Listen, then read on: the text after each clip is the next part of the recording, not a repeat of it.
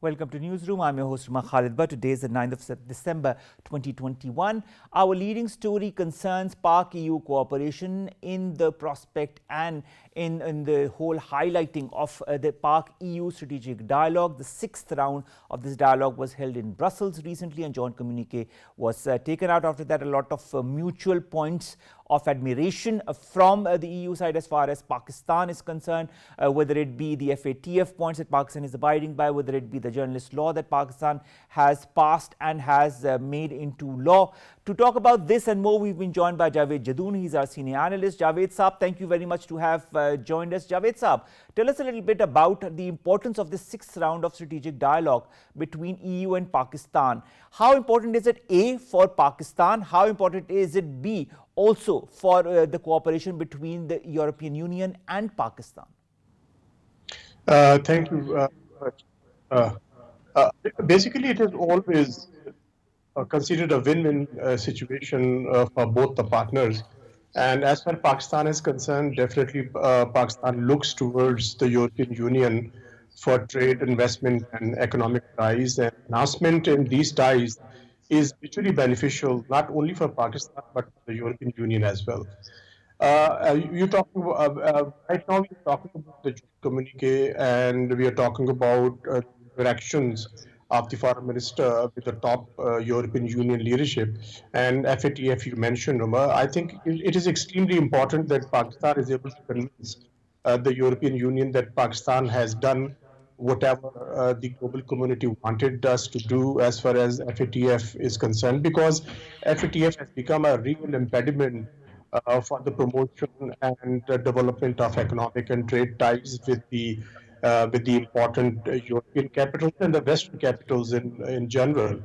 And I think in this particular context, I believe Pakistan has done more than expected by the European Union, because we have done all the legislations, we have taken all the steps, the right steps to check the terror financing, the money laundering, and I think the European Union should be satisfied and the global community should be satisfied what Pakistan has done. But Umar, my concern is when you talk about Pakistan, they have very stringent benchmarks for Pakistan, but on the contrary, not the same benchmarks apply for India.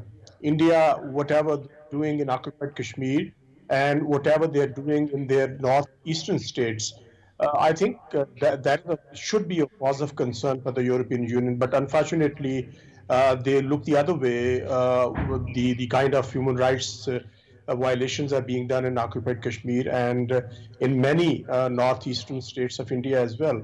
Only recently, I think it was reported of course, by the global media as well. 15 civilians were killed by the security force, Indian forces over there, and later they were labeled as militants or terrorists, and then finally they acknowledged that they were civilians. Javed Jadoon Sahab, let's, of course, India is one of the issues also that has been discussed in the meeting between Joseph Borrell and Shah Qureshi Sahab, and our side has reiterated our stance, which is the right stance and which is the official stance, and which of course gives details of what has been happening in illegally occupied Jammu and Kashmir as well, and Pakistan's perspective on it. We hope that the European Union realizes that as well. There's another very important factor in all of this, and that is Afghanistan. And that is also what Pakistan has reiterated, whether it be while talking to Joseph Borrell or whether it be while talking to Jens Stoltenberg. Do you also understand or feel that the EU understands Pakistan's perspective on Afghanistan, on Indian illegally occupied Jammu and Kashmir? And if so, do you feel that it could pressurize, for example, the United States of America, so that aid could be released at the right time and could reach Afghanistan before it's too late? I think it is already getting too late, Umar, because winter has set in. We are already into December, and December is a very cold month in Afghanistan. Many people, a large number of people are without shelter, they are without food, and they are without other amenities of life. And Pakistan, of course, has been appealing the global community to extend a helping hand to the Afghan people. But unfortunately, because of certain conditionalities, they are talking about the inclusive government, and they're talking about the women's rights and minorities' rights, etc. But making these very reasons as a reason not to provide the humanitarian assistance to Afghan people would be extremely unfortunate and catastrophic. And Prime Minister of Pakistan is on record. He has appealed several times to the global community that we need to extend a helping hand to the people of Afghanistan. Now, it is an extremely important point we have raised, that whether the European Union does understand what Pakistan's concerns are regarding Afghanistan. I think one of the major concerns Pakistan has expressed in the recent past is the humanitarian catastrophe which is unfolding in Afghanistan. And Pakistan alone really can't cater to it, because Pakistan has been a very badly affected country because of the overflow of refugees into Pakistan. But unfortunately, we share a border with Afghanistan. Afghan people are our brothers and sisters. What Pakistan can do is doing, but I think the Muslim community, in particular, and the European Union and the rest of the Western capitals, they need to understand that Pakistan is a very serious concern. Because if Taliban, Omar, we know that there is a resurgence of IS as well. Islamic State is targeting the Afghan Taliban government over there, and it can emerge as a threat to the regional countries, and in particular the Central Asian Javed Jadoon republics. if people don't have enough to eat, if they don't have enough to cover themselves with, they will resort to other means, won't they? Absolutely, Omar. I think it is about time that the global community should acknowledge what is exactly happening on the ground in Afghanistan.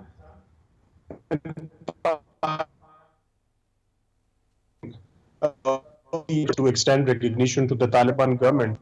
And I think Pakistan's paradox is Pakistan really wouldn't like to go it alone. Either China or Russia, they extend the recognition to the Taliban government, and Pakistan could follow suit, and maybe rest of the Muslim world as well. But your point was whether the European Union or the Western capitals do understand what is unfolding in Afghanistan. I am sure they definitely know what is happening over there. But delaying the aid, the humanitarian to the Afghan people, and not listening to Pakistan's pleas and appeals, I think it would be kind of catastrophic for the regional peace as well, because Pakistan is the country which has been affected the most in the past as well. Even in the future, if situation further worsens in Afghanistan, there could be spillover of Afghan refugees to Pakistan. And in this particular point in time, when because of the pandemic and other external pressures, Pakistan's economy really can't afford to host any more Afghan refugees. So I think it is about time for the European Union, and I believe the foreign minister must have tried his level best to convince. They must have been convinced as far as the unfolding situation in Afghanistan is concerned, and it is they really can't delay the humanitarian aid to Afghanistan, because it is almost mid of December, and December and January are the harshest months in Afghanistan as far as winter is concerned. So I believe the pleas of our foreign minister must have been heard by the leadership of the European Union, and they should come forward at least. If they don't extend the recognition, they can extend the humanitarian aid to the people of Afghanistan. All right. Also, Jadoon Saab, Shah Qureshi Saab was in the European Union. The European Union has given us GSP plus status, which of course has helped our exports to a very large extent. But this GSP plus status is under review. There's also a group from the European Union that is coming in the next few days or weeks in order to further assess Pakistan's situation as well. Then there is the FATF as well. That is something that is a conditionality that is being put forward to Pakistan in order to move forward in a more economically sound manner, so that Pakistan could become more economically sound, and that could only happen if all of the conditions of the FATF are met with. There were also points that were discussed with Mr. Joseph Borrell. Do you feel also that the EU appreciates all the efforts that Pakistan has been making, whether it be towards going as per the points that have been put forward by the FATF, or also the GSP plus status, and how Pakistan has also worked around it?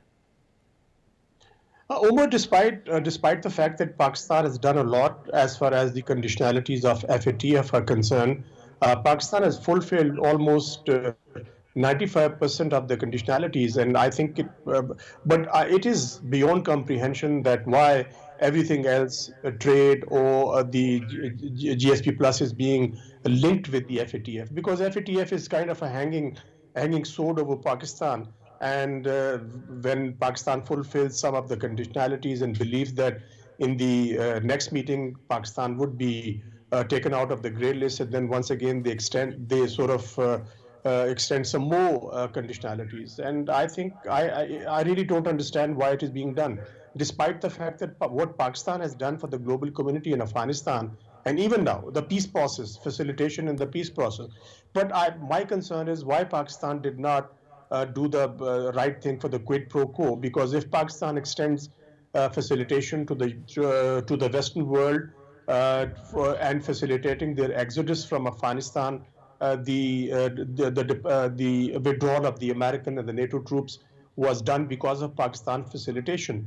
But when it is done, when the job is done, then Pakistan is once again forgotten, and the pressure is increased in Pakistan in so many ways. And I believe FATF has become a major impediment, a major hurdle in the way of enhancement of economic, trade and investment ties between Pakistan and the European Union. But Pakistan needs to in a very categoric terms, tell the European Union and the rest of the Western world that Pakistan has done what Pakistan has done, no other country has done in the region.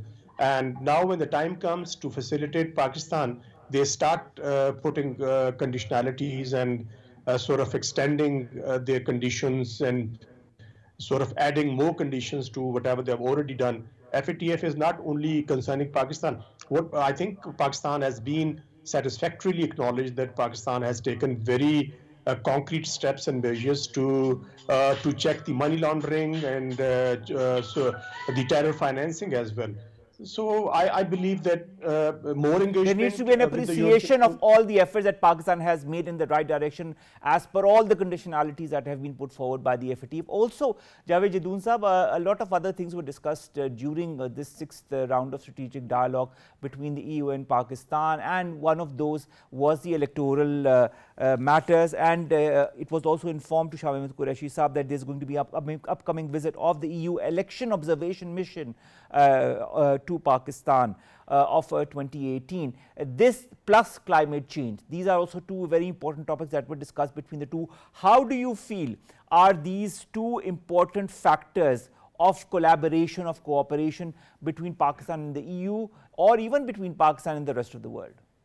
Absolutely, Omar. I totally agree with you that this is a very positive dimension of the bilateral relations between Pakistan and the European Union, because European Union is one of the biggest trade partners of Pakistan, and this particular engagement of the foreign minister with the European Union leadership is, I think, will go a long way to further enhance and cement the bilateral economic trade and investment ties. And as you pointed out, that FATF or other issues are maybe one of the dimension, but the brighter dimension, the positive dimension, is Pakistan is going to have more interaction, like you pointed out. The exchange is going to be taking place between Pakistan and the European Union. This is on the positive side, and I think Pakistan definitely needs European Union for trade, investment, and economic cooperation. And Pakistan's dependence on the European Union is, I think, we all know that, because Pakistan's cotton exports and GSP plus status has definitely helped us to enhance our exports to European Union. And I think the coming days and months, because Omar, we know that now the diplomacy is basically the economic diplomacy. The more you indulge in economic diplomacy, the more productive it becomes mutually for all the parties concerned. And I think Pakistan has taken a very, very right kind of initiative to engage the European Union. And if there are any concerns about FATF, any concerns about the GSP plus status, or any other concerns between the two sides, they can be removed, because the only way forward is the dialogue. And the dialogue is probably the best way and the best option available for the trading partners. Pakistan's reliance on the European Union is extremely, extremely important. And in the coming weeks, months, and years, if Pakistan is able to enhance its collaborative ties with the European Union, it is not only going to benefit Pakistan but benefit the European Union as well. So I think Pakistan need to engage apart from the European Union, other important Western capitals as well. But of course, I believe that European Union is probably right now is the most important trade partner Pakistan has at the moment. All right. Let's hope, Javed Jadoon Saab, that the future is bright as far as Pakistan-EU collaboration, cooperation, and this friendship and this bond that we have had is going to be. And of course, this is a step in the right direction, this sixth round of the strategic dialogue between Pakistan and the EU, and the visit of our Foreign Minister Shah Qureshi Saab. Let's go to our next story, ladies and gentlemen, and that concerns a report that has come out from the International Crisis Group that talks about the world to ease restrictions on Afghanistan before it is too late. More in the following report. As war-ravaged Afghanistan hurtles towards humanitarian and economic collapse, international community persists on viewing the situation from political and diplomatic prism instead of viewing from humanitarian angle. Underscoring the plight of Afghanistan, Washington-based transnational think tank International Crisis Group has called on the international community to ease restrictions on Afghanistan to avoid state failure and mass starvation. According to startling revelations of International Crisis Group report, hunger and destitution in the wake of the Taliban's takeover could kill more people than all the bombs and bullets of the past 2 decades. United Nations agencies have also been persistently raising alarm about countdown to catastrophe in Afghanistan by underscoring that more than half of the country is facing acute food shortages. Pakistan's National Security Advisor Moeed Yusuf also made an appeal of humanitarian assistance for Afghan people. Afghanistan's aid-reliant economy was thrown into deep turmoil following the hasty US withdrawal and freezing of Afghan central bank's assets, which worsened liquidity crisis. Moreover, many structural impediments impaired Afghanistan's economy as the international community funded 75% of Afghanistan's public expenditures. Humanitarian organizations cannot fix an implosion of a whole country as the local economy is imploding, and there is an urgent need to stabilize the Afghan economy. Thousands of poor families have already sold their flocks and fled, seeking shelter and assistance in packed temporary camps near major cities. Pakistan is vociferously advocating the importance of maintaining sustained engagement with Afghanistan to promote stability and countering humanitarian challenges as well as the threat of terrorism. Before we further discuss this issue, we'll take you towards a little statement that was made by our National Security Advisor Moeed Yusuf Saab while talking to BBC Stephen Sakur in the BBC program Hard Talk about Pakistan and Afghanistan. Let's see what he had to say. Frankly, it depends how responsibly the international community plays the future. We have a situation in Afghanistan. I'm sorry I have to object to your opening. You're presenting this as if Pakistan was behind this and it's Pakistan's doing. We didn't aid and abet anybody.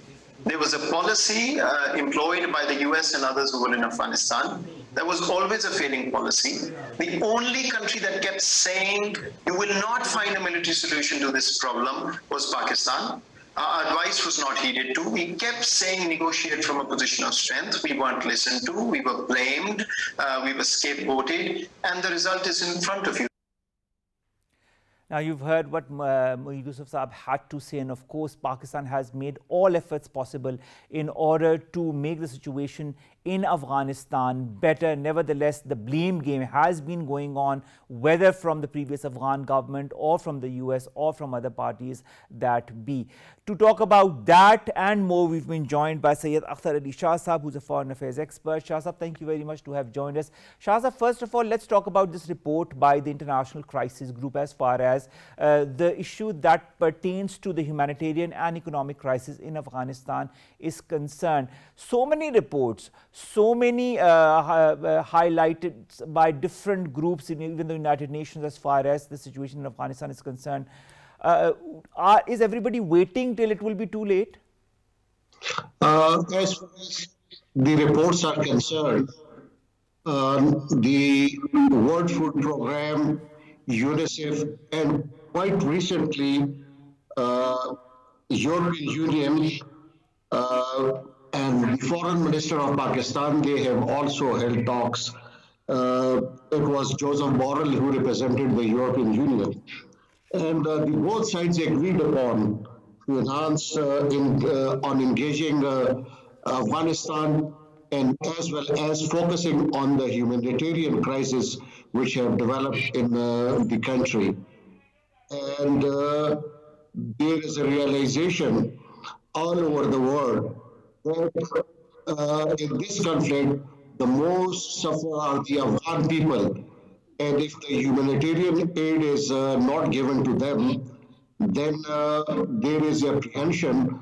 Already 3.2 billion people have been displaced, and 54% of the population of Afghanistan, they are facing food insecurity.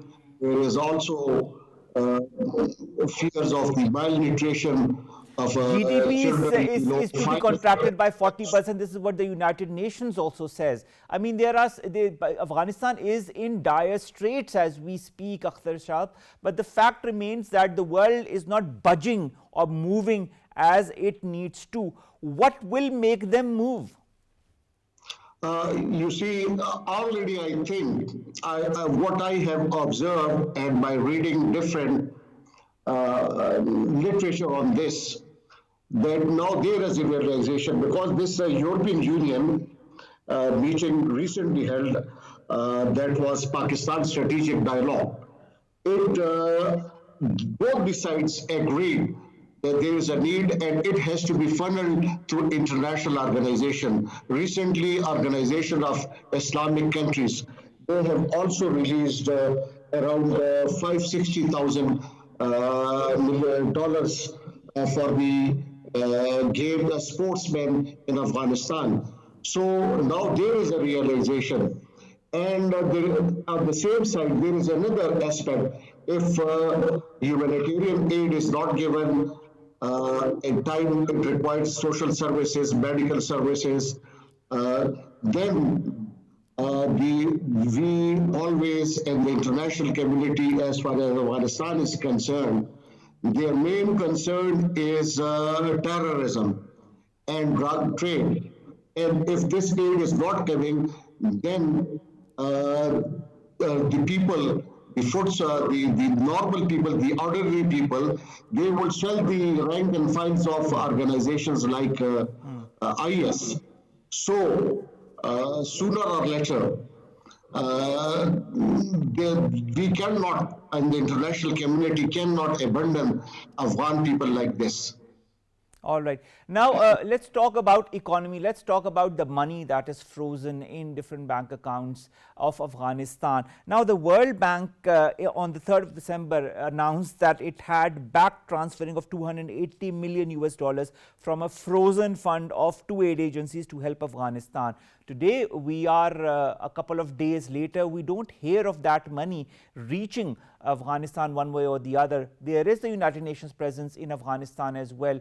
The aid could go through the United Nations as well. Nevertheless, the right amount of funding is not being given to Afghanistan. Are they waiting for Afghanistan to starve, or are they waiting for something else?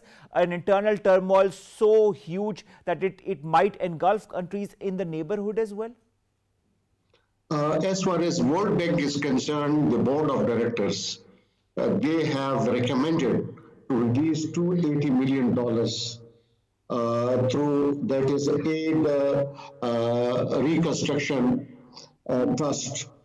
And they have also proposed an unhindered humanitarian aid.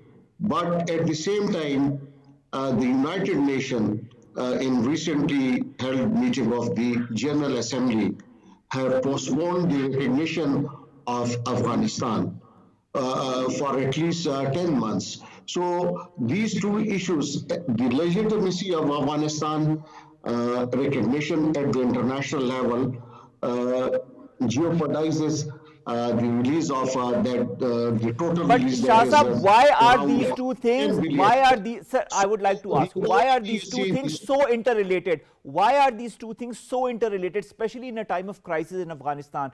Politics could be talked about later, but will you make people starve? I mean, what preconditions are you putting forward? It's just for political reconciliation or a sort of a political governance that is needed by the US and other Western powers that be at the pretext you are letting people starve to death? This is most unfortunate. It should not have been done as far as the Afghan people, why they should suffer. They can do politics as far as those who are in the power structure. But on the humanitarian side, even in wars, agencies like Red Cross and others, they give assistance. So such kind of agencies can be utilized for providing aid. As Pakistan had recently agreed to allow wheat to be transported to Afghanistan. So such kind of arrangements can be done by the international community, by the UN organization, and European Union and United States. So they must focus that the Afghan people, they should be able, such forces should be able to elicit the support of the Afghan people in favor of their policies. If it is not being done, then the organizations such as I've already mentioned, IS, would blame the West for all the miseries in Afghanistan. And then there will and be you know, the another channels West, from Shah which Saab, the West they will should have reach nobody else to blame if there is an insurgence, but the current state of affairs in which Afghanistan is being put into since the last couple of weeks. Now, even the International Crisis Group says, and I will quote, hunger could kill more Afghans than all the bombs and bullets of the past 2 decades. Is it maybe the reason why the aid is not coming to Afghanistan? Because this is what certain groups or certain countries want. What do they exactly want from Afghanistan? What is the end game in your point of view, sir? My point of view is that European Union, if you take European Union is very sensitive as far as human rights are concerned. The recent declaration made by the European Union and Pakistan, it also focuses on the human rights conditions, not only there, but also in Pakistan and elsewhere. So at the same time, I would also advise the government in Afghanistan to show some flexibility as far as these areas are concerned, the women's rights are concerned, their jobs are concerned, their participation is concerned. The European Union in this declaration also focused on the inclusive dialogue and reconciliation within Afghanistan. So both sides have to give concessions to each other in order to formalize the aid to Afghanistan and for better governance in Afghanistan. All right. Finally, Shah Saab, would you kindly highlight Pakistan's efforts as far as making the world understand the crisis situation that Afghanistan is going through, and also this extraordinary meeting of the OIC countries that now is being held on the 19th to discuss exactly the same issue, Afghanistan? Recently, I think today or yesterday, Pakistan National Security Advisor, Dr. Moeed Yusuf, has very clearly stated that if humanitarian aid is not given, then Afghanistan will face a disaster. So this disaster is not in favor of anyone, and particularly in the region. It will naturally, if there is instability, there is a chaos, there is a then there will be upheaval. And this upheaval can lead to further, I think it will lead to fundamentalism, extremism, and ultimately terrorist organization will try to exploit such a situation. So Pakistan all along focusing on these issues, in particular the humanitarian aspect of such situation is concerned. So Pakistan, in all forums, whether it's the European Union, whether it's the General Assembly, or any press talks, interviews, the focus is on the humanitarian aspects in particular. All right. The focus, of course, has been on the humanitarian aspects from the Pakistani side to prevent the country from going into extreme starvation and in state of turmoil, and from further deterioration of this state of turmoil, humanitarian and economic, that Afghanistan is plagued with. Let's hope that the world kind of understands the plight of the Afghan people and puts aside the political issues that it has with Afghanistan and concentrates on the humanitarian and the economic crisis that it is engulfed in. Thank you very much, Syed Akhtar Ali Shah, foreign affairs expert, to have joined us and to have talked to us about this plaguing situation that is engulfing Afghanistan, that is starvation, that is food crisis, that is humanitarian crisis. Let's hope the world understands. We are doing what we can. We are also holding an extraordinary meeting of the OIC on the 19th on this very topic. Our third story, ladies and gentlemen, is concerning the new system of transport, that is the Green Line metro operation, Green Line bus operation that is going to begin in Karachi very soon. This was also tweeted by Asad Umar Saab, who said that Karachi citizens' wait for a modern transport system is almost over. He added that Prime Minister Imran Khan Saab is coming to Karachi on Friday, that is tomorrow, to launch the trial operations. And of course, you can see a little glimpse into what this Green Line operation is going to provide to the metropolitan city of Karachi, where transport and a good means of transport is a necessity by now, with the number of people that live in that metropolitan city. So of course, a good development in that respect, and let's hope that gives rise to other good developments as well for Karachi. Our next story after that concerns Germany, and of course Democrat Olaf Scholz, who's been sworn in as the new German chancellor. 16 years of Angela Merkel as a German chancellor. She has changed Germany. She has improved Germany's image amongst the Committee of Nations, and now that reign is being passed over to Olaf Scholz. Now, he is 63 years of age. He has got 4 years service as a vice chancellor and finance minister in coalition with Merkel.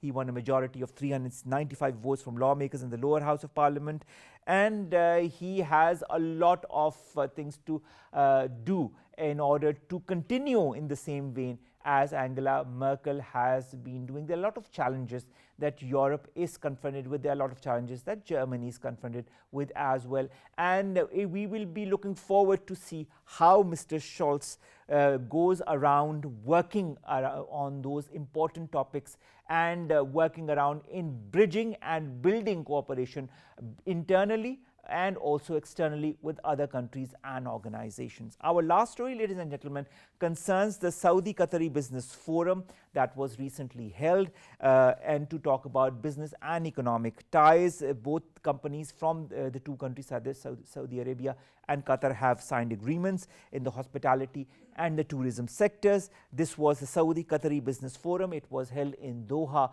on Wednesday. It's a good step, a step in the right direction as far as further strengthening the economy of the Middle East, of the countries, and of course bridging the gaps and also strengthening economic relationship between countries within the Middle East. A lot of topics were discussed during this meet as well, this forum as well, about on how to further enhance this economic cooperation in other spheres between the two countries. A good step in the right direction. We would like to see more of that happening in the future. With that, we come to an end of today's newsroom, ladies and gentlemen. We'll see you inshallah tomorrow, last day of the week, with news stories and segments that pertain to us, you and Pakistan.